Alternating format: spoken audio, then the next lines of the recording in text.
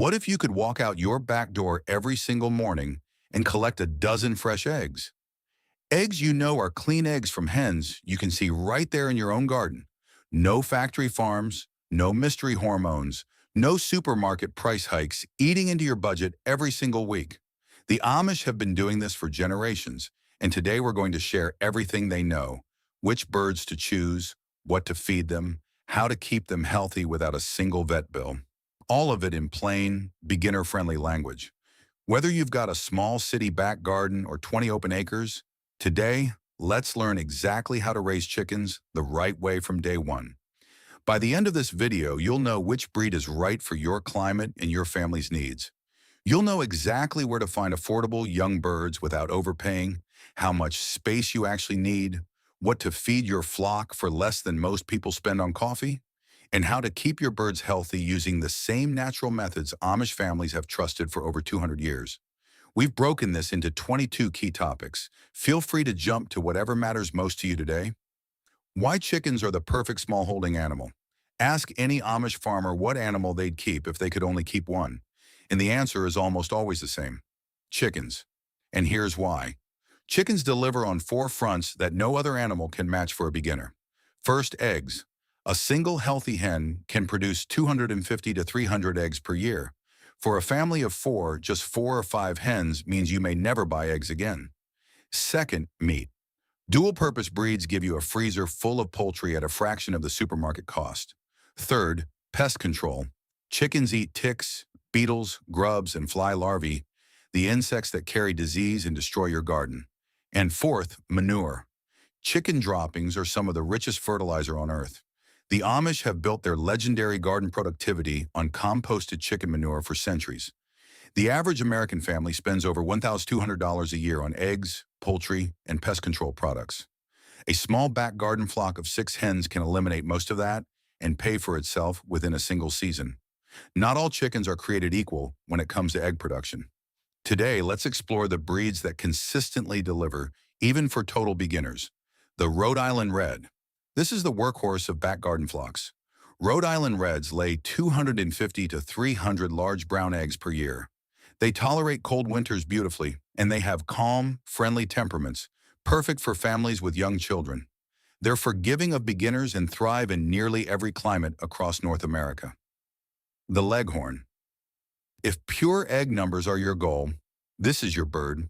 Up to 320 eggs per year, almost one every single day. They're a bit flightier in temperament, but they're lean, efficient feed converters. You get more eggs for every dollar you spend on feed. The Australorp. This is the world record holder for egg production.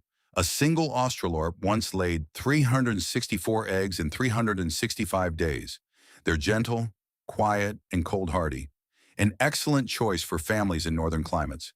And the Easter egger. These lay blue, green, and sometimes pink eggs, which gets kids absolutely excited about farm life. Production is solid at 200 to 250 eggs per year, and they're some of the friendliest birds you'll ever meet. We've put together a detailed breed comparison chart covering egg color, annual production, temperament, and climate tolerance. You can find that downloadable guide linked in the description below. If your goal is to fill a freezer, the Amish have a clear preference, and it may surprise you. The Cornish cross. This is the modern standard for meat production. Cornish cross broilers reach processing weight around 8 to 10 orderlies in just 6 to 8 weeks. They're the most feed-efficient meat bird available. However, they're not a long-term garden bird. Freedom Rangers. This is the heritage-style meat bird that Amish smallholders strongly prefer.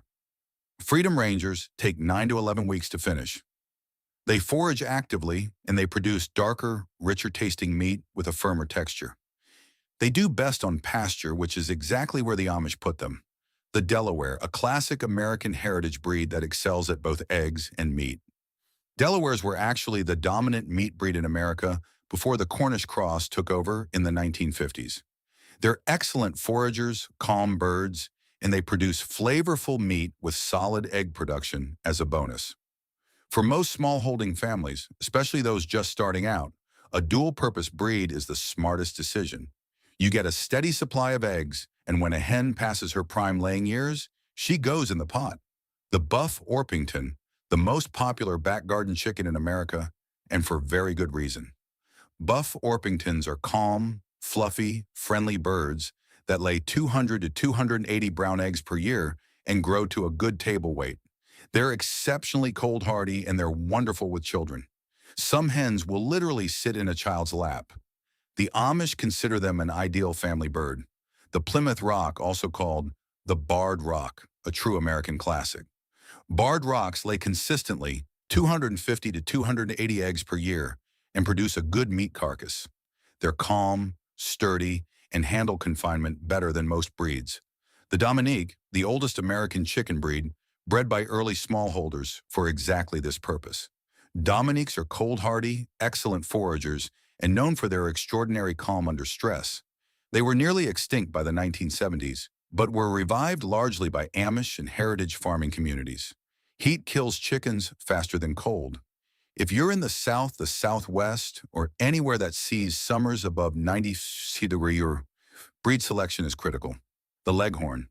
Their lean body mass and large combs, which radiate heat, make them naturally built for warm climates. They handle southern summers with far less stress than heavier breeds. The Andalusian. Originally from southern Spain, these are a heat-tolerant Mediterranean breed with excellent egg production and beautiful plumage. They're active foragers and do well in free-range setups. And Easter eggers. Thanks to their mixed genetic background, they tend to be naturally adaptable. They handle heat better than many purebreds and continue laying through the summer when other breeds stop. Regardless of breed, every hot climate flock needs deep shade, abundant fresh water, refreshed multiple times a day when it's over 90 degrees, and well-ventilated housing.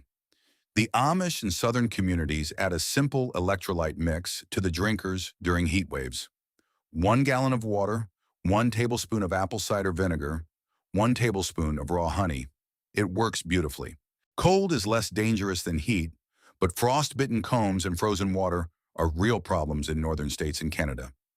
Choose breeds with rose combs or pea combs, which sit close to the head, and dense, full feathering.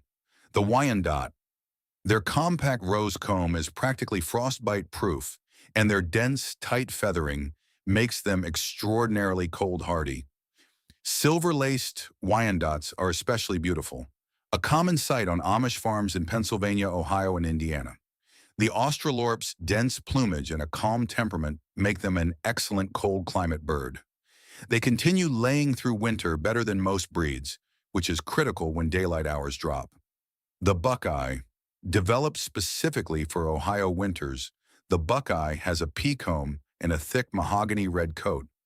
They're active foragers even in snow and known for strong winter egg production. For cold climates, the Amish insulation secret is simple. Deep bedding. 8 to 12 inches of straw or wood shavings traps body heat from the flock and keeps a small coop surprisingly warm through even the harshest winters. One of the most common mistakes beginners make is underestimating space. Crowded chickens are stressed chickens, and stressed chickens get sick, stop laying, and start pecking each other. Here are the Amish-tested minimums, and these are true minimums. More is always better. Inside the coop, 4 square feet per bird for standard breeds. Bantam breeds need 2 square feet. Outside in the run, 10 square feet per bird minimum. 25 square feet per bird is ideal for good grass and natural foraging. Free range, 100 to 250 square feet per bird, gives the best health, foraging, and egg nutrition outcomes. For a starter flock of 6 hens, you're looking at a cup roughly 4 feet by 6 feet, about the size of a walk-in wardrobe, plus a fenced outdoor run of at least 6 feet by 10 feet. That fits in almost any back garden. Perches matter, too. Allow 8 to 10 inches of perch per bird. Chickens pile together at night for warmth, but they still need enough personal space to settle without fighting. This is one of the most important decisions you'll make, and the Amish have strong opinions based on generations of practical experience. The deep litter method. This is the traditional Amish approach, especially for winter. You start with 4 inches of bedding, straw, wood shavings, or a mix, and instead of cleaning it out regularly, you simply add more on top as it gets soiled. Over months, the lower layers begin to compost in place. That composting generates heat which warms the coop naturally through winter. The key is keeping litter dry and turning it occasionally.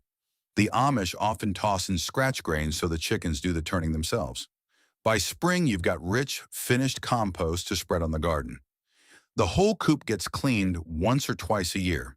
This method dramatically reduces the labor of chicken keeping, and the composting process kills most pathogens naturally. Rotational grazing. In warmer months, the Amish shift to rotation.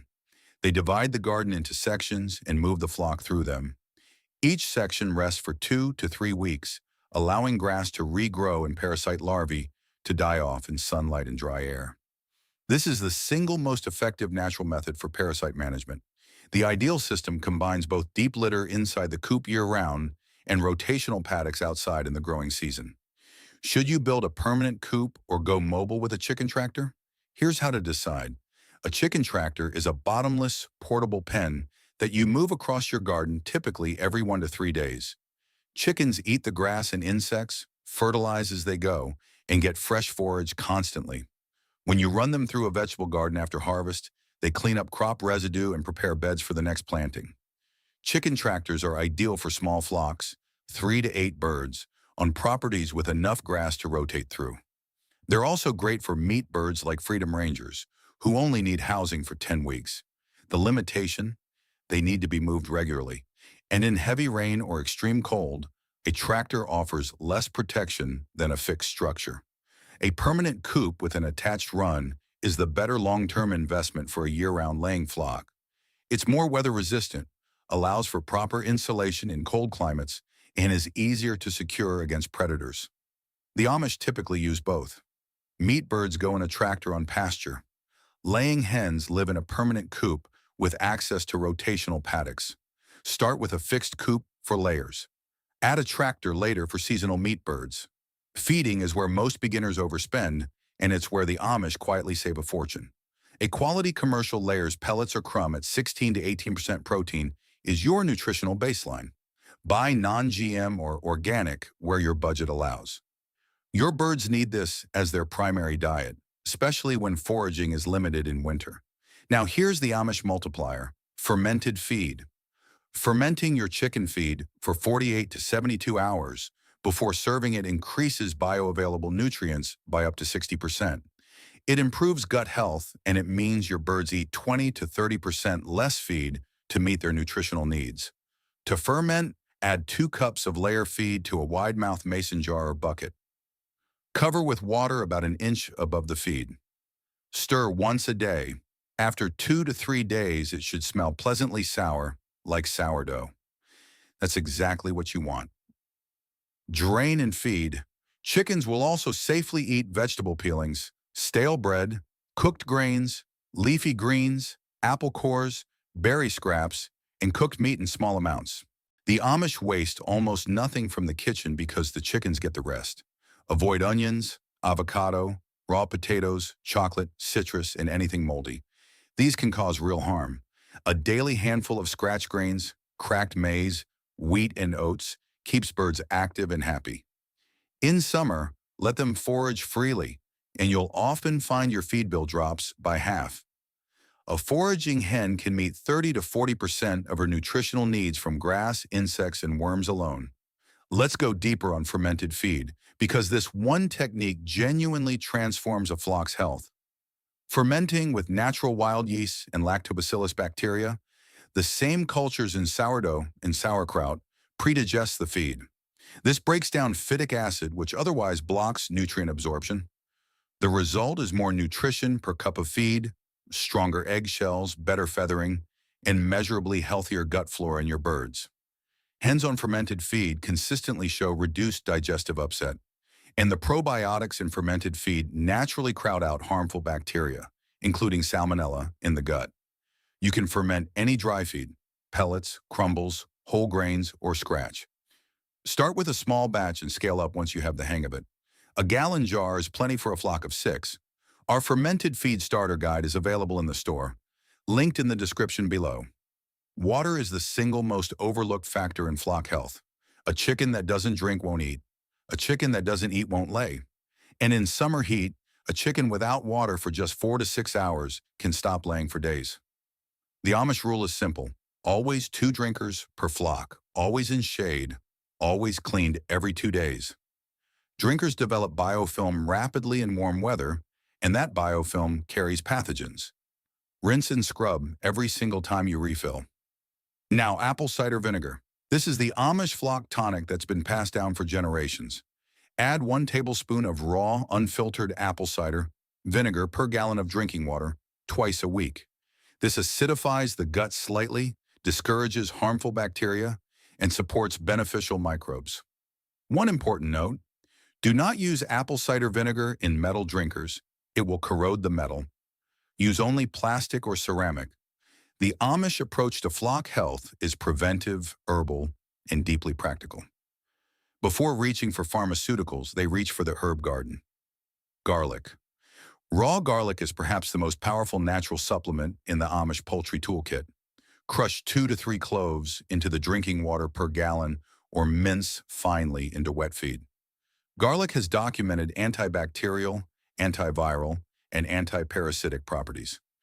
Hens on regular garlic supplementation show significantly lower worm burdens and stronger immune response. Oregano. Scientific research, including studies from the United States Department of Agriculture, has confirmed that oregano's active compounds are a powerful natural antibiotic.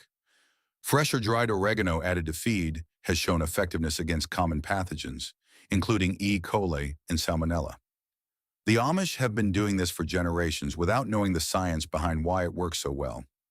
Diatomaceous earth. Food-grade diatomaceous earth sprinkled in coop bedding and dust baths kills mites, lice, and other external parasites by physically damaging their exoskeletons. No chemicals. Safe for birds and humans alike when food-grade product is used. Pumpkin seeds. An old Amish remedy for intestinal worms. Grind raw pumpkin seeds and mix into feed once a month as a natural dewormer. The cucurbitacin and compounds in pumpkin seeds paralyze intestinal parasites without harsh chemical treatments. Black soldier fly larvae are extraordinarily high in calcium and complete protein. They can be grown at home in a simple bucket composter. The Amish use them to supplement laying hens through winter, and the chickens go absolutely wild for them. Predator loss is the #1 heartbreak of new chicken keepers. Foxes, raccoons, hawks, weasels, and dogs kill more back garden flocks than any disease. The Amish protect their flocks with simple, time-tested physical barriers. First, welded wire mesh, not chicken wire. Standard chicken wire keeps chickens in, but keeps almost nothing out. Raccoons reach right through it and rip birds apart. Use 1/2-inch welded wire mesh on all coop openings. Second, apron fencing. Bury wire 12 inches out from the run perimeter in an L shape or lay it flat on the ground. This stops diggers, foxes, skunks, weasels, cold. Third, an automatic coop door. A solar-powered automatic door closes at dusk and opens at dawn. Most losses happen overnight. This single device prevents the vast majority of nighttime predation. Fourth, a covered run. Bird netting or welded wire mesh overhead eliminates aerial predation entirely. And fifth, a livestock guardian dog. Many Amish farms use a Great Pyrenees that lives with the flock full-time. These dogs have an instinctive drive to protect poultry. Let's talk real numbers. Here's what a beginner flock of 6 laying hens actually costs, from 0 to your first dozen eggs. 6-day-old chicks from a local hatchery or feed store, $30 to $60. A brooder setup with a tub, heat lamp, and bedding, $40 to $80. Do-it-yourself coop materials, $150 to $400, depending on what you have on hand. Amish families regularly build functional coops from salvaged timber for under $75. Feeder and drinker, $20 to $40. Starter chick feed for the first 8 weeks, $25 to $40. Total startup costs $265 to $620, and far less if you source birds the smart way, which we'll cover in just a moment. Monthly ongoing costs for 6 hens. A 50 lb bag of layer feed runs $25 to $35. 6 hens consume roughly 1.5 pounds of feed per day. Scratch and supplements add another $5 to $10 a month. Bedding adds $5 to $10 more, much less with the deep litter method. Total monthly cost $35 to $55. And here's what you get back. Six healthy hens produce 18 to 20 dozen eggs per month at peak laying. At $5 to $7 per dozen for quality pasture-raised eggs at the supermarket, that's $90 to $140 in food value every single month. Your flock pays for itself within the first year of laying and then continues delivering for 3 to 5 productive years. Now that you know what breed you want and roughly what you'll spend, let's talk about where to actually find your birds.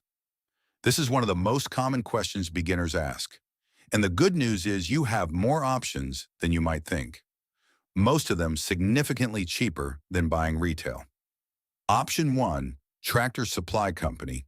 If you've never kept chickens before, Tractor Supply is the lowest friction place to begin. Every spring, typically February through June, Tractor Supply stores across the country run what they call chick days. They stock day-old chicks, pullets, and sometimes ducklings right in the store, so you can see exactly what you're getting. You'll almost always find Rhode Island Reds, Buff Orpingtons, and assorted heavy breeds. Prices run $4 to $7 per chick, depending on breed and availability. One important tip, call your local store a week ahead and ask when their next chick shipment arrives. Birds sell out fast, especially the popular breeds. Some stores post arrival schedules on their Facebook page. Option 2, local feed stores and farm co-ops. Independent feed stores often carry chicks in spring, and they frequently stock heritage breeds and regionally adapted varieties that superstores don't carry. Ask at the counter whether they source from a local breeder. If they do, get the breeder's contact information. You may be able to buy directly next time and save even more. Option 3, Craigslist. For anyone who wants to skip the brooder stage entirely, Craigslist is the place to look. Search your city plus the words pullets, laying hens, or started chicks. Pullets are young hens, usually 8 to 20 weeks old, already past the fragile chick stage and weeks away from laying. You pay a little more per bird, but you save weeks of brooder costs and early mortality risk. You can often find people selling their entire flock when they're moving, downsizing, or switching breeds. These birds may be 1 to 2 years old, but still in peak laying condition. Sellers frequently let them go for $5 to $50 per bird, sometimes less. It is genuinely one of the best deals in back garden farming. When you pick up birds from a private seller, take a close look before you commit. Healthy chickens have bright eyes, clean vents, the area under the tail, smooth feathers, and are alert and active. Avoid any bird that looks lethargic, has labored breathing, or shows signs of mites or lice around the neck and vent area. A quick visual inspection takes 2 minutes and can save you a world of heartbreak. Option 4, Facebook Marketplace and local farm groups. Facebook Marketplace has become one of the most active places to find backyard chickens at every price point. Search chickens, laying hens, pullets, or your specific breed name in Marketplace and filter to your local area. Even more valuable are local Facebook groups. Search for groups like Backyard Chickens in your county, Homesteaders of your region, or farm animals for sale in your local area. These community groups are full of small breeders, hobbyists selling extra birds from a hatch, and experienced keepers who give away surplus cockerels or older hens free to good homes. These groups are also an incredible knowledge resource. Post a photo of an unusual egg or a sick-looking hen, and you'll have 20 experienced chicken keepers responding within the hour. Option 5, ask a neighbor or a local Amish or Mennonite farm. This is the option people overlook most, and it's often the very best one. Ask around. Post in a neighborhood app. Put the word out at church, at school, at the feed store. You may be surprised how quickly someone says, "Actually, yes, I've got 6 pullets ready to go." And if you're fortunate enough to live near an Amish or Mennonite community, seek them out. Amish farm birds are almost always heritage breeds raised on pasture, fed non-GM feed, and exceptionally healthy. They're already adapted to your local climate, and you'll learn more in a 20-minute conversation with an Amish farmer than from hours of internet research. Option 6, mail order hatcheries. Best for rare breeds. If you have your heart set on a specific breed that isn't locally available, hatcheries like Murray McMurray, Meyer Hatchery, and Cackle Hatchery ship day-old chicks nationwide. Chicks survive shipping because they absorb the yolk sac in the final 24 hours, giving them 48 to 72 hours of nutrition without food or water. Minimum order quantities apply, typically 15 to 25 chicks, but you can split an order with a neighbor and meet the minimum while halving your costs. One final note, wherever you get your birds, quarantine new birds for 2 to 3 weeks before introducing them to an existing flock. This prevents the spread of any illness and gives you time to observe them closely before they join the main group. Here is something most beginner chicken videos leave out, and it is one of the most common reasons first-time chicken keepers give up in frustration after just a few months. So today, let's talk honestly about flock social dynamics. Chickens are not gentle democratic animals. They are social creatures with a strict linear hierarchy. Every single bird in your flock knows exactly where it stands. At the top is the boss hen, at the bottom is the lowest ranking bird, and everybody in between maintains their position through posturing, chasing, and yes, sometimes very aggressive pecking. This is normal, it is natural, it is not a sign that something is wrong or that you have bad birds. But if you're not prepared for it, watching a dominant hen pin a smaller bird to the ground can be genuinely alarming. So here is the single most important decision you can make as a beginner. Buy all your birds at once. When chicks grow up together, even if they are completely different breeds, they establish their pecking order gradually and gently over weeks of life together. By the time they're adults, the hierarchy is settled. The drama is behind them, and the flock moves through the garden as a calm, coordinated group. It does not matter if you mix a buff Orpington with a barred rock, with an Easter egger and a Rhode Island red. Different breeds raised together from chicks almost always integrate beautifully. They simply don't know they're supposed to be different. Now, what happens when you introduce new birds into a group that already has its social order locked in? This is where things can get genuinely frightening. Established hens do not welcome newcomers. The new bird has no rank, no history, and no allies in the existing group. The resident hens will make this fact known. Chasing, feather pulling, relentless pecking.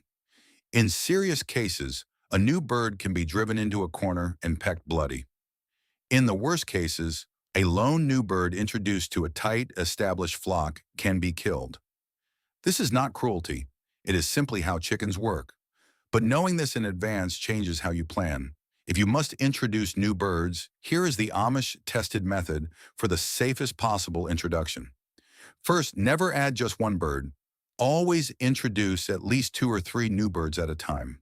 A lone newcomer absorbs all the aggression. A small group of newcomers can at least support each other. Second, use a divider. Install a wire partition inside the run and keep new birds on one side for 1 to 2 weeks. The flocks can see, hear, and smell each other without physical contact. By the time the divider comes down, most of the novelty is gone. Third, add new birds at night. Place them on the roosting bar after dark when the existing flock is asleep. In the morning, the residents wake up and the new birds are simply there, as if they've always been. It doesn't eliminate conflict, but it significantly reduces the violent first encounter. Fourth, provide extra feeding and watering stations. A dominant hen can block a lower-ranking bird from food and water entirely. Multiple stations around the run ensure every bird can eat and drink regardless of where the boss hen is standing. If a bird is being badly bullied and showing wounds, remove the injured bird immediately. Chickens are attracted to the color red. A bleeding bird will be pecked worse by the rest of the flock. Treat any wounds with wound spray or diluted iodine. Keep the injured birds separate until fully healed. Then reintroduce gradually using the divider method. Now let's talk cockerels. A single cockerel in a laying flock is a genuinely wonderful thing. A good cockerel is a protector. He watches the sky for hawks, calls out warnings before the hens even register a threat, and will put himself between the flock and a predator without hesitation.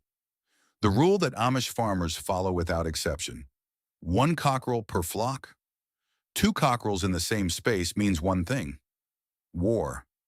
Cockerels are hardwired to compete for dominance. 2 cockerels will fight relentlessly, and in the process, they will chase the hens constantly in a competition to mate. Hens that are being overmated by competing cockerels develop bare patches on their backs and necks. They drop in egg production from stress, and they begin to show real physical damage. One cockerel, that is the rule. One final note, check your local council regulations before you decide to keep a cockerel at all. Many suburban areas prohibit cockerels due to noise. Hens do not need a cockerel to lay eggs. They lay just fine without one. A cockerel is only necessary if you want to hatch fertilized eggs. If your neighbors are close, you may be happiest with an all-hen flock. There's nothing like day-old chicks to get the whole family involved, and understanding the timeline prevents a lot of beginner panic. Weeks 1 and 2. Keep chicks at 95 degrees Fahrenheit. A heat lamp 18 inches above the brooder works perfectly. Watch the chicks. If they huddle under the lamp, they're cold. If they crowd the edges, they're too hot. Weeks 3 through 6, reduce the temperature by 5 degrees each week until you reach room temperature. Chicks will start growing real feathers and looking a lot less like cotton wool balls. Weeks 6 through 8, move to the outdoor coop, weather permitting. Introduce to any existing flock slowly. Add new birds at night to reduce fighting. Weeks 18 through 24, first eggs. Most breeds begin laying between 18 and 24 weeks. Easter eggers and Orpingtons can take up to 28 weeks. Don't panic, they'll get there. Feed chicks starter feed at 18 to 20% protein, non-medicated where possible, for the first 16 to 18 weeks. Then switch to layer feed once they approach laying age. Starter feed is higher in protein to support rapid growth. Here's something that will genuinely change the way your family thinks about eggs. A pasture-raised egg from a hen who forages on grass, insects, and diverse food has a deep, almost orange yolk. A factory-farmed egg has a pale yellow yolk. That color difference isn't aesthetic, it's nutritional. Studies from Penn State University found that eggs from pasture-raised hens contain twice the vitamin E of commercial eggs, 3 times more omega-3 fatty acids, 4 times more vitamin D, and 7 times more beta-carotene. That orange yolk is carotenoids from grass and plants, the same compounds that make sweet potatoes and carrots orange. Your hens are converting sunlight and forage into one of the most nutrient-dense foods on Earth, and you're getting that for pennies per egg. That is why the Amish have always kept chickens, not just for economy, for health, for family nutrition, for the deep, simple satisfaction of knowing exactly where your food comes from. Every autumn, your hens will suddenly stop laying and start looking ragged. This is molting. They're dropping old feathers and regrowing their winter plumage. It's completely natural and it lasts 6 to 12 weeks. During the molt, increase protein in the diet. This is when fermented feed and mixed corn really earn their place. Some keepers add dried mealworms or black soldier fly larvae as a high-protein supplement through the molt. Hens need 14 to 16 hours of light per day to lay consistently. In winter, natural daylight drops well below that threshold. Many keepers add a single, simple LED bulb on a timer to the coop, set to extend morning light from 4 in the morning until dawn. This is the most effective way to maintain winter laying. Some heritage breed keepers choose not to supplement light, preferring to let hens rest naturally through winter. The Amish are divided on this. Some see the winter break as natural and healthful for the bird, extending her productive laying years. Others use lighting to maintain year-round production. Both approaches work. The choice is yours. The Amish don't think of the chicken coop and the vegetable garden as separate things. They're one integrated system, and the chickens are as important to garden productivity as any tool or seed. After harvest, run chickens through empty garden beds. They scratch, eat insect larvae and weed seeds, and deposit manure directly into the soil. Compost the deep litter from the coop through winter. By spring, you have finished compost to apply to garden beds before planting. Never put fresh chicken manure directly on growing plants. It's too high in nitrogen and will burn roots. Compost it first for 60 to 90 days. Plant beneficial herbs at the coop perimeter. Lavender, mint, and marigolds repel mites and lice naturally. Chickens also love to snack on basil, parsley, and nasturtiums, all of which have natural immune-supporting properties. This closed-loop system is the heart of what makes Amish gardens so extraordinarily productive. Nothing is wasted, everything is connected.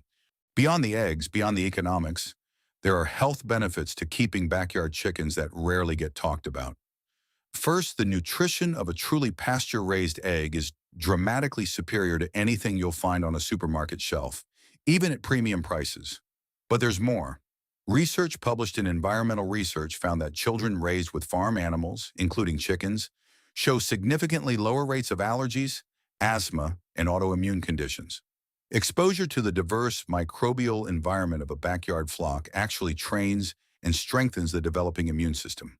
The physical activity of tending animals, daily chores that require walking, bending, lifting, and carrying, provides gentle functional movement that modern sedentary lifestyles lack. For children especially, the responsibility of caring for a living creature builds patience, empathy, and an understanding of where food comes from that no classroom lesson can replicate. And for the parents, those of you considering homesteading as a way of reclaiming something that feels lost in modern life, chickens are the perfect first step.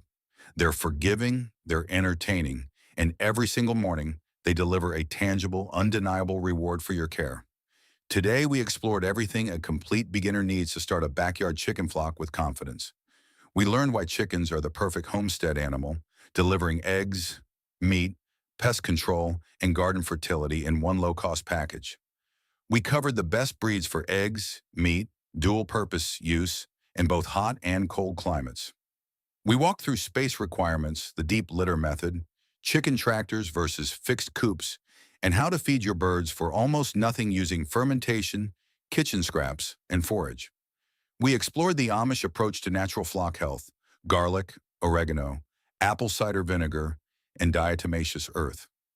We covered predator protection, real budget numbers, and exactly where to find affordable young birds. From Tractor Supply, Chick Days, and local feed stores to Craigslist pullet listings, Facebook farm groups, your own neighbors, and mail-order hatcheries for rare breeds. We talked honestly about the pecking order, why starting all your birds at the same time is the single smartest move a beginner can make. What to do when you must introduce new birds to an established flock, and the golden rule every Amish farmer knows: one cockerel per flock, no exceptions. We talked about raising chicks from day one, the extraordinary nutritional superiority of home-raised eggs, winter laying, and molting. And we ended where the Amish always end, with the garden. Because the chicken and the garden aren't separate. They're one system, one beautiful, self-sustaining loop that Amish families have been running for generations. If this guide to raising chickens has changed the way you look at your garden and your food, please subscribe to our channel and like this video. We are dedicated to uncovering the historical wisdom and self-sufficiency secrets that have been buried by modern convenience. Let's cultivate a more independent future together. Your next step toward homesteading mastery will be revealed soon. Now go get some chickens.